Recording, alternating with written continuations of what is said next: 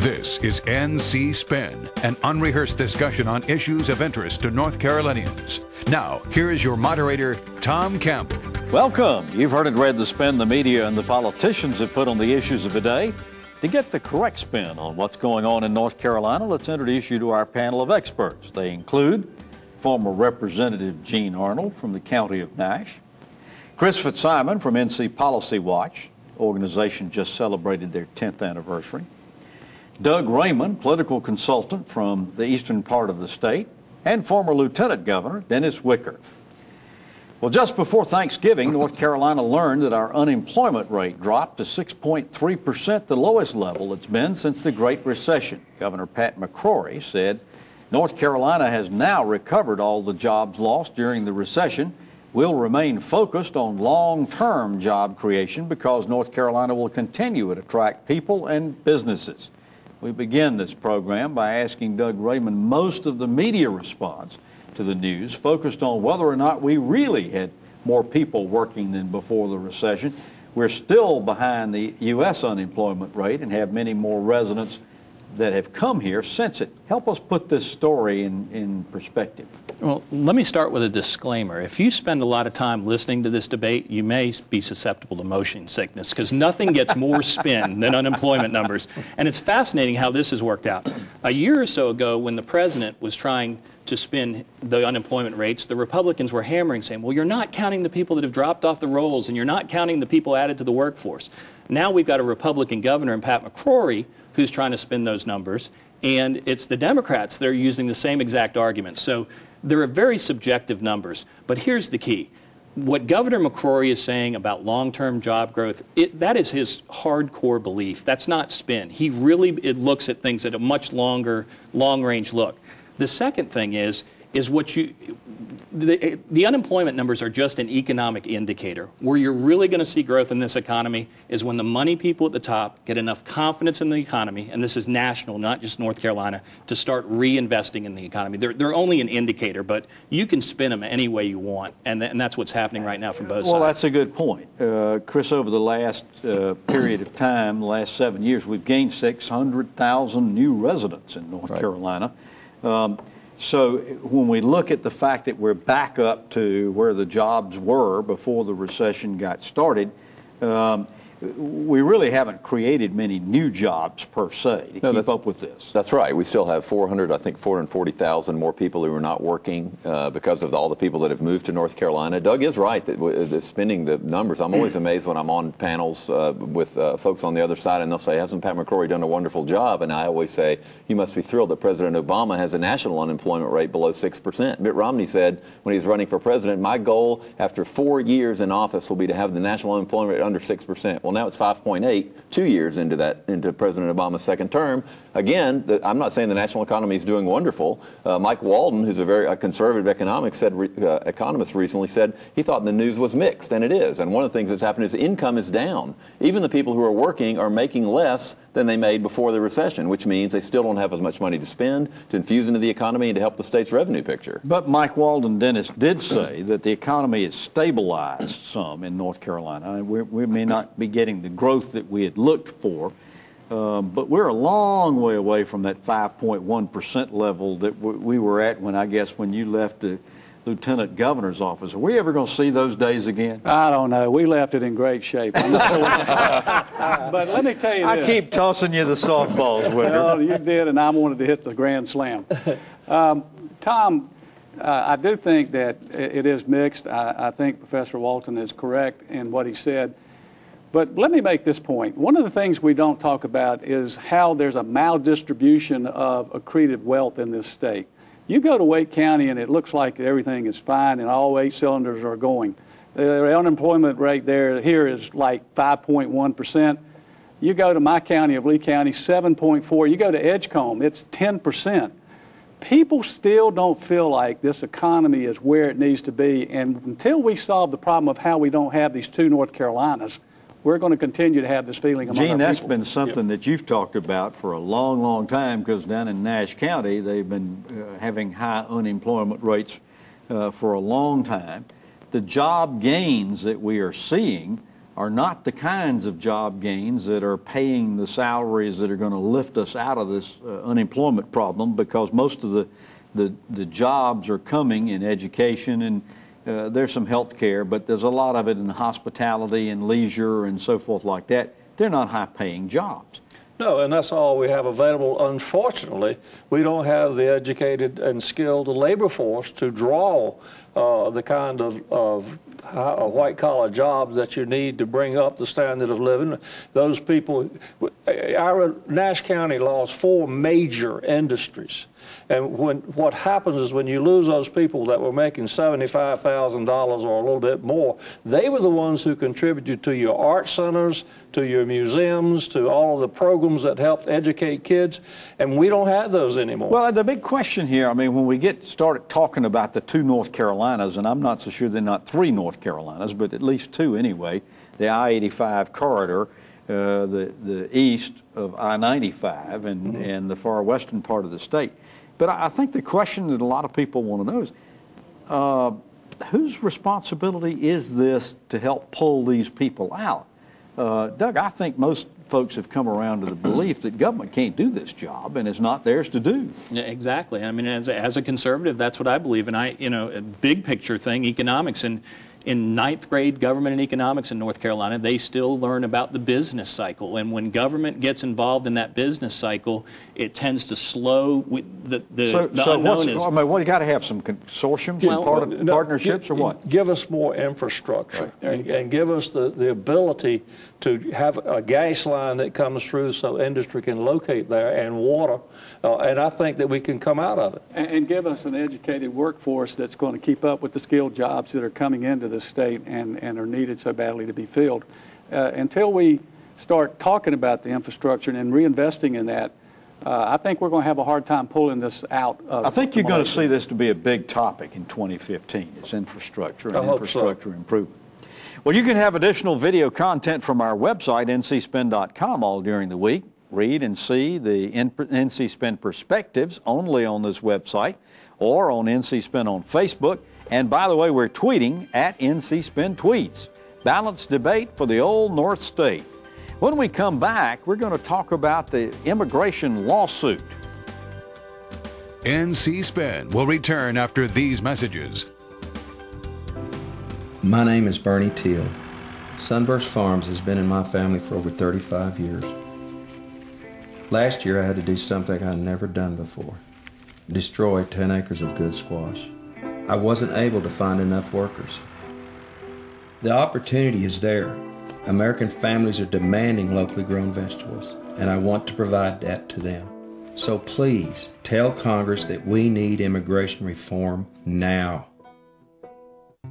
I was asked by someone months ago, isn't Medicaid in North Carolina broken? And my answer was no. There are parts of it that need to be improved. There are parts that need to be changed.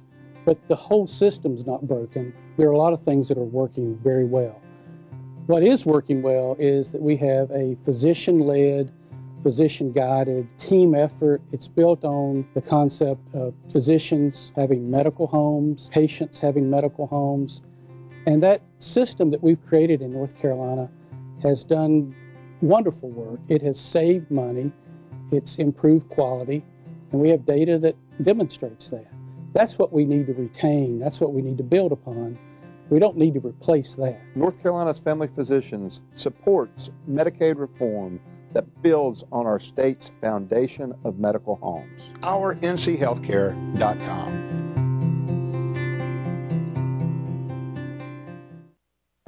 You sleep on concrete till your body get immune to concrete.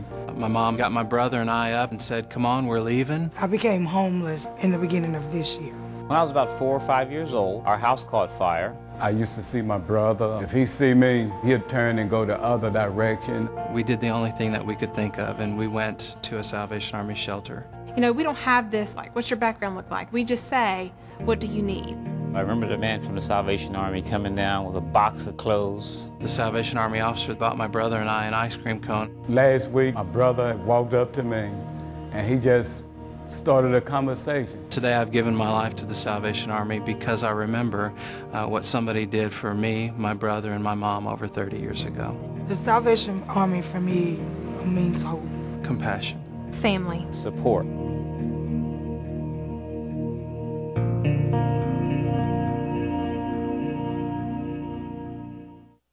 One in 5 North Carolinians can't buy healthy foods in their communities, increasing their risk of obesity, diabetes, heart disease, stroke, and some forms of cancer. Learn more at accesshealthyfoodsnc.org. We now return to NC Spin. When the Congress wouldn't act to reform immigration law, President Barack Obama said he was going to use executive powers to do it. The president deferred deportation for as many as 5 million people in the U.S. who were here illegally, but a coalition of 17 states said he exceeded his authority and violated the separation of powers. Governor Pat McCrorys was one of 4 governors who sued. McCrorys says the Obama action will put more strain on government services and cost North Carolina taxpayers money.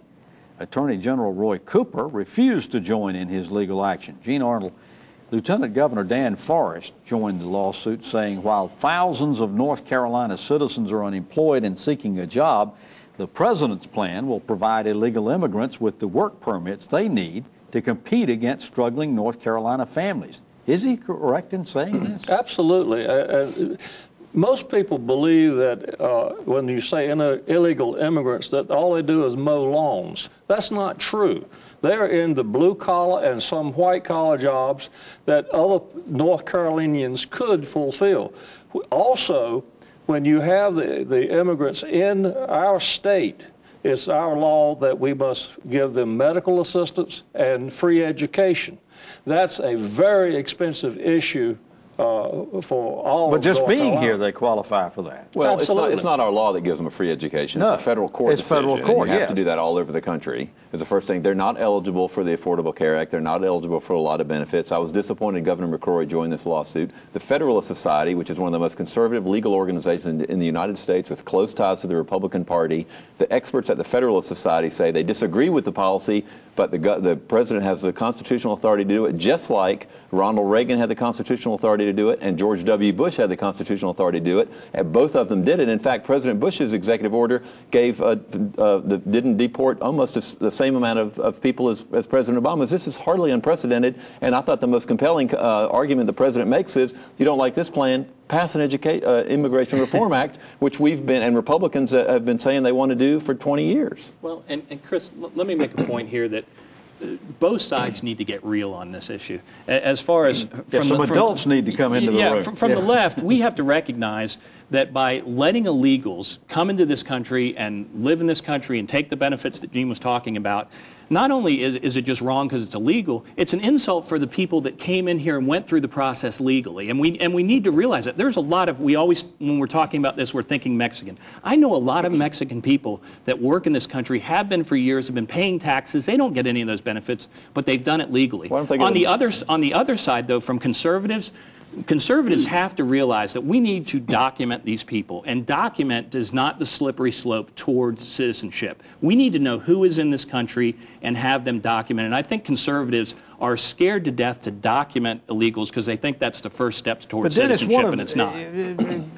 One of the things that I keep talking to people, particularly in the agriculture business, the construction industry, and some other industries, they say, hey, look, this business about they're taking our jobs, okay, Gene, there may be a small percentage of them that are blue collar or even white collar, but the fact of the matter is, in the agriculture business, you can't get naturalized citizens to go out there and pick potatoes and so forth like that. It's these immigrants who are willing to take the jobs. And by the way, they'll work from dawn till dusk as long as you'll let them work. These are hard-working people. The immigrants that are here, I offered my sons $100 for one day to prime tobacco, crop tobacco, whatever you call it. They wouldn't do it. They wouldn't do it. You know, this is really a disgrace in the Congress and the presidency that they have not been able to come up with a comprehensive immigration reform bill. It really is Exhibit A of what's wrong with Congress and with the executive branch in Washington, D.C. right now, and people are sick of it.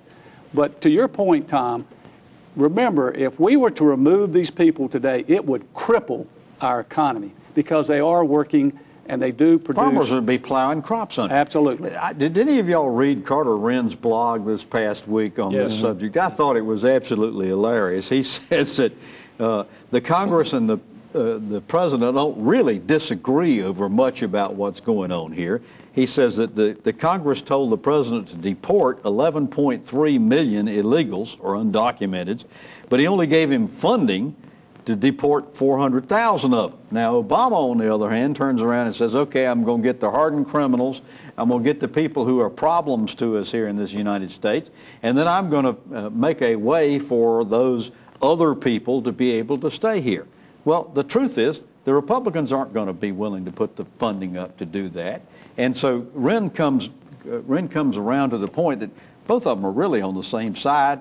And at the end of the day, it's all politics. Is that right? Absolutely. But that's exactly what Cuba did when Fidel Castro took over. He sent all the criminals over to Florida and everywhere else he could send them. But I think you have to remember, though, to Doug's point, this is not a partisan issue. This is a Democrat and Republican issue that they seem to have some agreement if they just had an avenue to reach to find a middle ground. Yes. The partisanship comes in is if, and I'll take it from the Republican side, if a Republican tries to move forward common sense, they're going to get primaried on a little pigeonholed issue, and they're going to take things out of, and they're going to hammer them to death in a primary. Well, so they're scared to step out. And Doug, that's why Senate passed a bipartisan bill on immigration reform in Washington. It goes to the House, and to your point, they have not acted on it at all. The House won't even take it up. Won't even take it up. And the reason is because they don't want to get primaried. Exactly. All right, so let's get this back into North Carolina perspective. Roy Cooper's refusing to participate in this. Essentially, he said that what the governor was doing was politics. Can the shoe be put on the other foot there? Is what Cooper doing politics too? I think he ought to join the lawsuit on this particular one because it is an issue for both parties. I think that would be well served. Look, I think that you'd have to say that it's partially politics. You know, Roy's probably the presumptive nominee for the Democratic Party for governor. He's going to be running against probably Governor McCrorys. Of course, there's some politics involved in it. But, you know, I think there's some thinking, too, about, you know, should we be in the business of suing over an issue like this? It's a federal issue. Yeah. It's a failure of Congress. How long it's a failure of the presidency. Take? It's not where we ought to be in the lawsuits and using taxpayer money to take care of problems like this. I don't think this lawsuit's going to go anywhere. And I go back to the point that a lot of conservative legal scholars believe, just like President Bush and President Reagan did this, you can argue the policy. That's what we should be doing in the policy-making bodies of the Congress, not in the courts. It comes down to you can't govern unless you get elected. So we do whatever we have to do to get elected to address the issue later. Here's a special NC Spin program note. You're going to be wanting to catch our December 28th and January 4th shows. On December 28th, our panel is going to recount the top stories of this year and have a final word on their impact. Plus, we'll name our annual NC Spin Tar Heel of the Year. And on January 4th, we'll have Governor Pat McCrory in his annual visit to recap the year and tell us what he hopes to achieve next year. 2 more reasons to stay informed and listen to The Spin. NC Spin will return after these messages. Hi, I'm Linda Loveland. I want the best for my kids. Feeding them foods they like within my budget is a priority. But what do we really know about these foods? North Carolina farmers and food experts give you a website to find it all. FeedTheDialogueNC.com, a place where moms like you and me can learn more about the foods we eat and the farmers that feed us. Check it out. Add your input and help feed the dialogue. Let's talk food at FeedTheDialogueNC.com.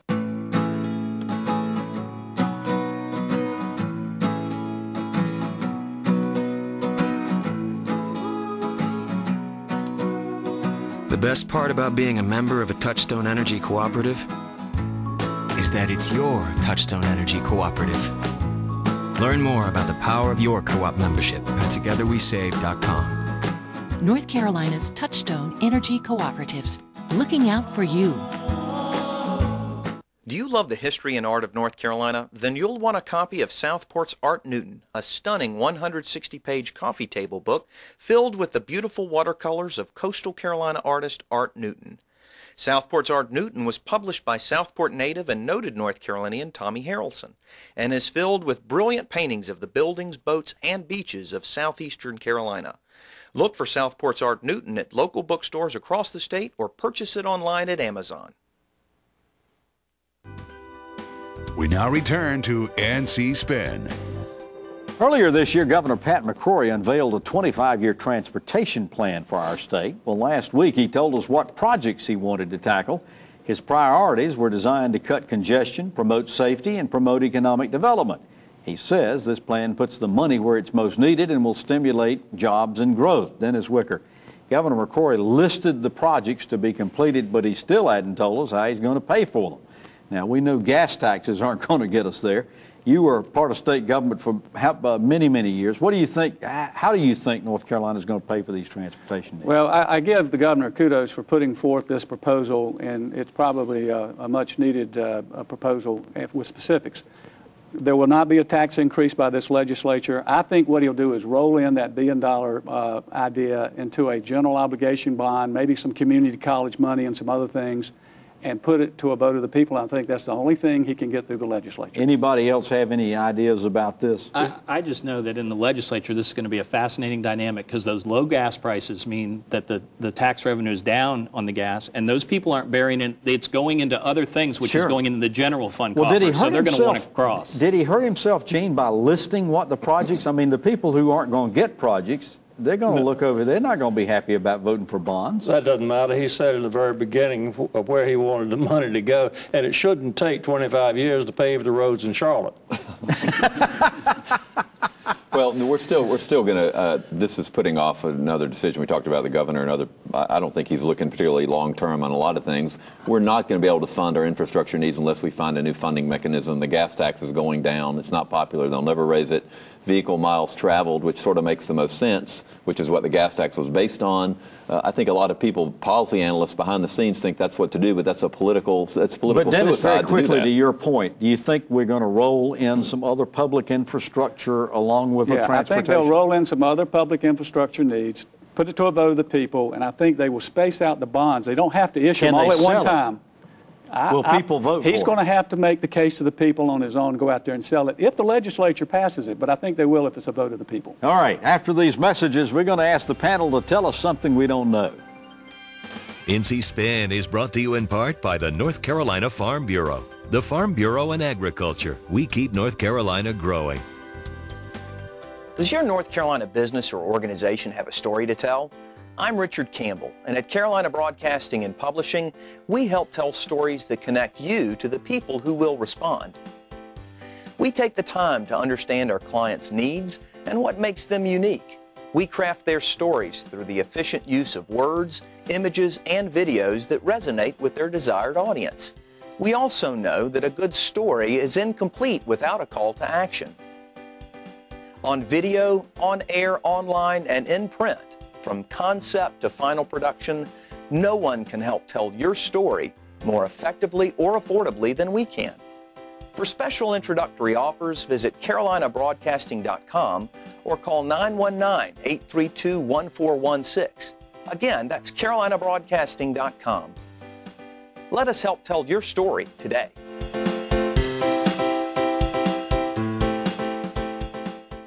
One in 5 North Carolinians can't buy healthy foods in their communities, increasing their risk of obesity, diabetes, heart disease, stroke, and some forms of cancer. Learn more at accesshealthyfoodsnc.org. All right, here's our favorite part of the show. We ask the panelists to tell us something we don't know. Doug Raymond, I'll start with you.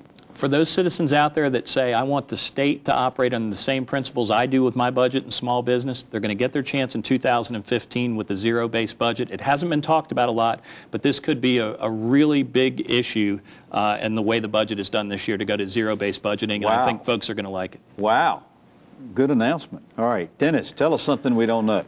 Well, you know, the focus on the judicial races the last election were on whether or not they were efficient and whether or not parties should be brought into a judicial race. We missed the point of that whole race. It's about the money that came in. Since the Citizens United case, we have millions of dollars now being poured into the judiciary races. That is scary when it gets into our courts. And I will tell you, I don't know where the money comes from, and because I just don't know. Gene, tell us something we don't know. The new test scores are coming out for schools and the results in February, and they're going to show that over half of the schools in North Carolina will be graded with a D or an F. Wow. And the way they're doing it now is 80% based on test scores and 20% on growth. It should be the opposite. 30 seconds. Chris Fitzsimon. It's been 2 years since the horrible tragedy in Newtown, Connecticut, where a man with untreated mental illness massacred 20 kids at their desks. 27 people were killed. We thought that would prompt mental health reform. National Alliance on Mental Illness just did a report. Only 6 states in the country have cut mental health funding for the last 2 years. Only 6. And North Carolina, sadly, is one of them. Wow. Well, you've heard our spin on the issues of the day. To stay informed all during the week, give your feedback, and read our weekly columns, be sure to visit our website, ncspin.com, or catch NC Spin on Facebook. And we hope you'll join us next week when we'll take on more issues of interest to the people of North Carolina. Until then, stay informed and watch out for the spin. Join us next week and get the spin on issues facing our state.